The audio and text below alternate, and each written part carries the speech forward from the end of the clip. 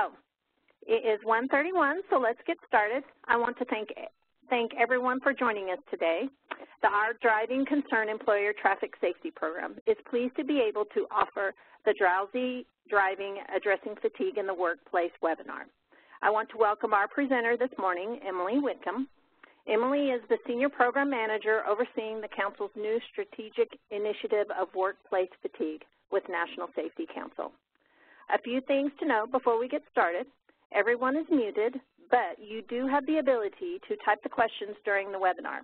All slides will be available if you would like. Please request via the notes section of the post-event survey for them if you would like them.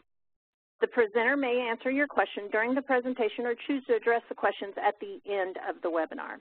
If you should encounter any problems or issues, please type a message to let us know. Emily and the Our Driving Concerns Program Manager's contact information will be available on the last slide. There is a very brief post-event survey at the conclusion of the webinar, and as this program is funded through grant dollars and provided at no cost to employers, we would greatly appreciate of you giving us your feedback. With that, I welcome Emily, and we'll turn it over to her to begin. Thanks, Venna. Hello, everyone. Thank you for joining me today to talk about drowsy driving and fatigue in the workplace. As Venna said, if you have any questions, feel free to type it into the chat box. We'll have plenty of time at the end of this presentation to answer questions, or feel free to email me directly. I'd love to hear from everyone. Let me figure out how to advance my slides.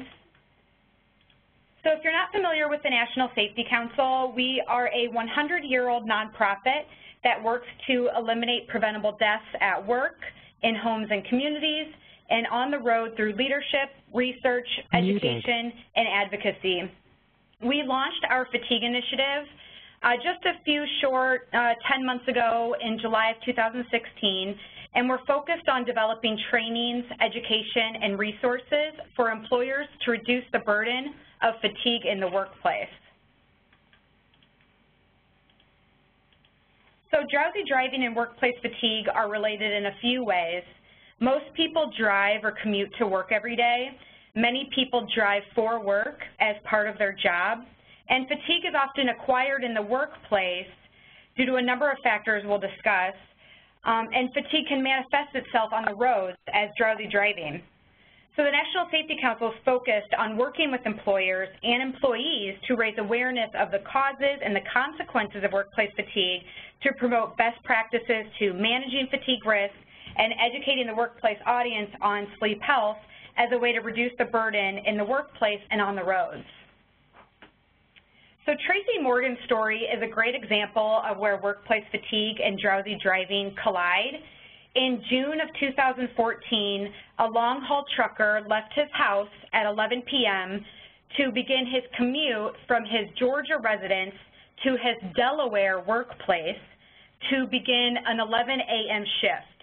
So this was a 12-hour drive just to arrive to his job. He immediately began a 14-hour shift driving an 18-wheeler tractor-trailer. About 13 and a half hours into his shift, he approached a congested construction area on a New Jersey freeway and plowed into a stopped limo van at 65 miles an hour. One passenger was fatally injured, 3 others sustained life-threatening injuries, and one of those passengers was Tracy Morgan, who luckily survived. But the driver had less than 4 hours of sleep in the past 33 hours as determined by the National Transportation Safety Board. So research shows that the driver was as impaired as if he had been driving after 6 to 7 beers, or a 0.1 BAC, which is beyond legally intoxicated. So the trucker was under the influence of 3 causes of fatigue that we'll talk about shortly. He was sleep deprived, he was suffering from time on task fatigue because he had been driving for so long, and he was working again with some circadian rhythm performance deficits.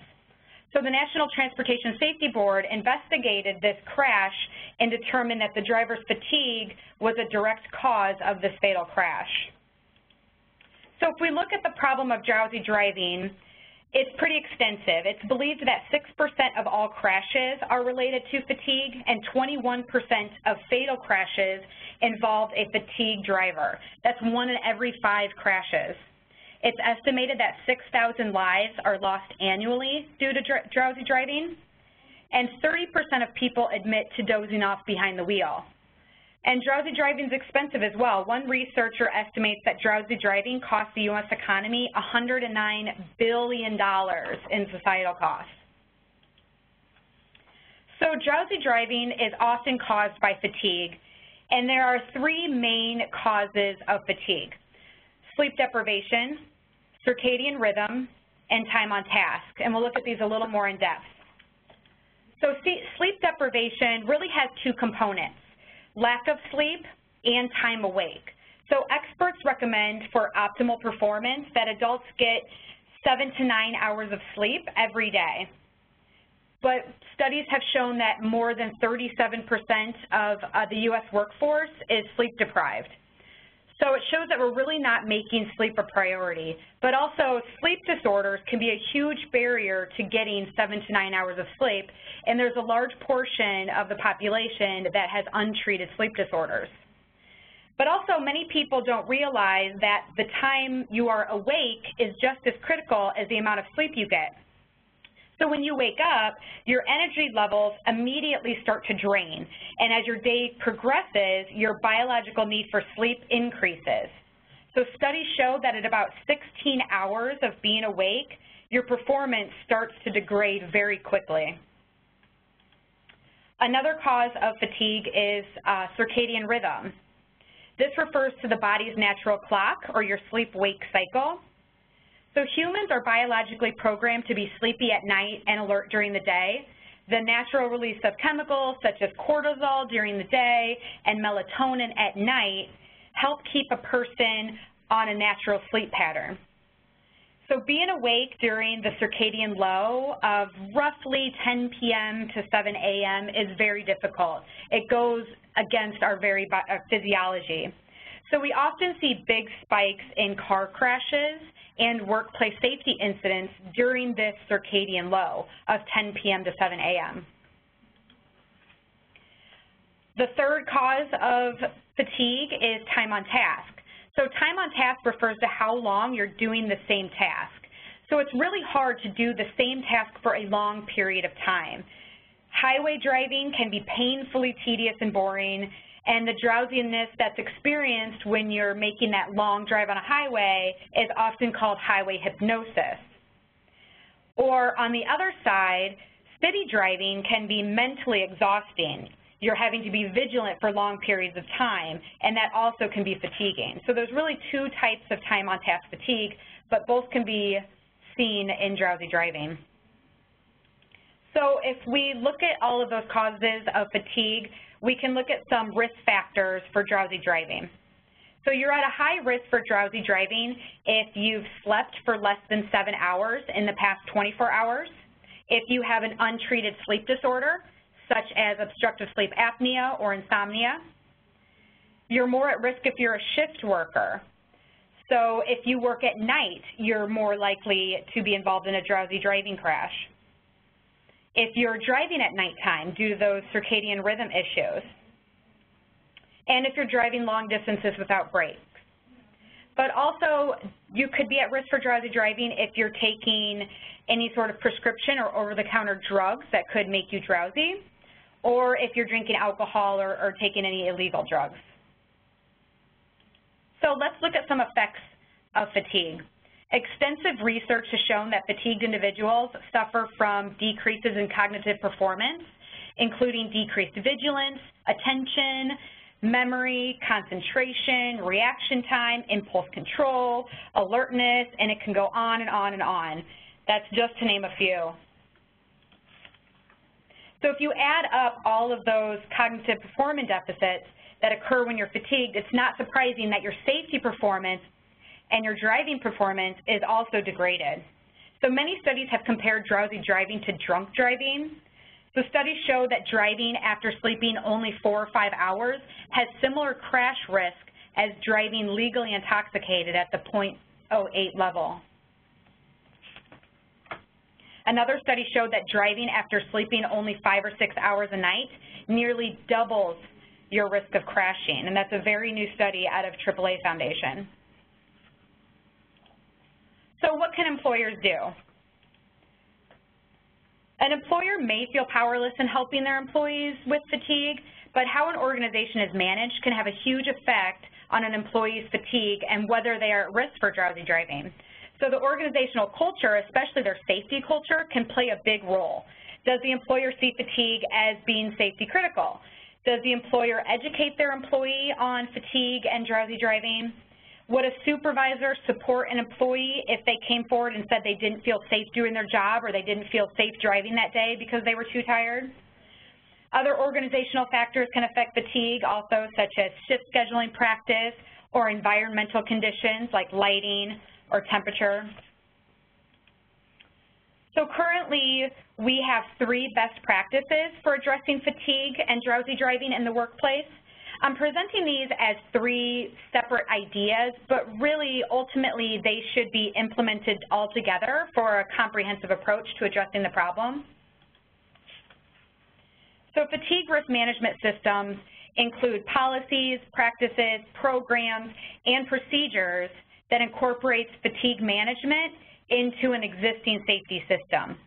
So developing an FRMS involves identifying what could be putting the employee at risk for fatigue and then working to reduce or eliminate those risks in the workplace. So an FRMS can include everything from drowsy driving policies to fatigue concerns during incident reporting and investigations to having effective scheduling practices. Another best practice is educating your employees and their families on sleep health. How many hours should the employee be getting? How can they improve their bedtime routine? How can they make sleep a priority? How can the family help the employee make sleep a priority? How can the employee avoid drowsy driving? Do they know the signs and symptoms of drowsy driving, and do they know what they should do if they suspect they're too tired to drive? Educated employees and their families will help an employee arrive to their shift fit for duty. And finally, many people suffer from sleep disorders. It's a huge barrier to getting proper sleep. And it's a problem a lot of people suffer from and don't know. Sleep disorder assessment and treatment ensures that employees are getting help to get the proper sleep that they need. And we have many companies who are successfully addressing sleep disorders in their workplace.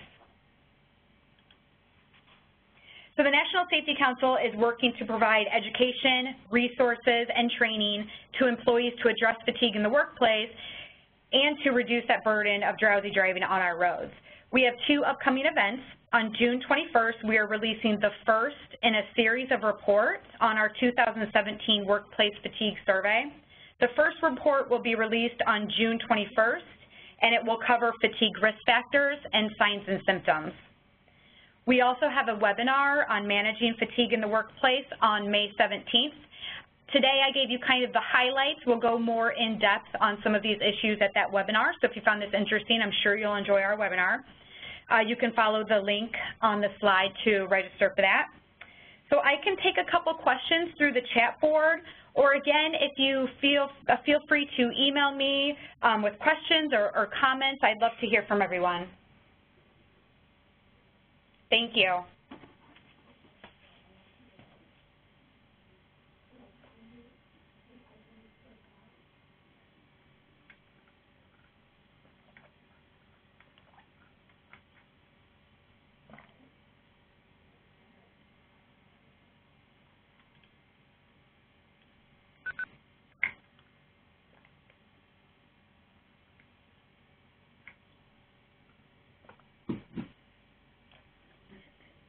Venna, I haven't seen any comments pop up, so if I'm just missing them, could you let me know? Otherwise, again, if you all would like to send me an email with your questions or comments, please feel free to do so. And also on this slide, I have Lisa Robinson's email.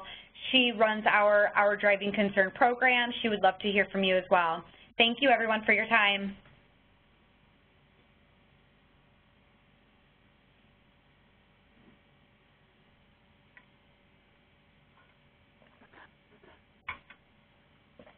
Can you hear me, Emily? I can hear you. Okay. All right. Well, thank you. Thank you for being with us today. We greatly appreciate the information that you shared with us today. Hopefully this will help employers keep employees safer, and we appreciate all you attendees taking a few minutes to complete the post-event survey. With that, this concludes the webinar, and have a great day. Thank you, everyone.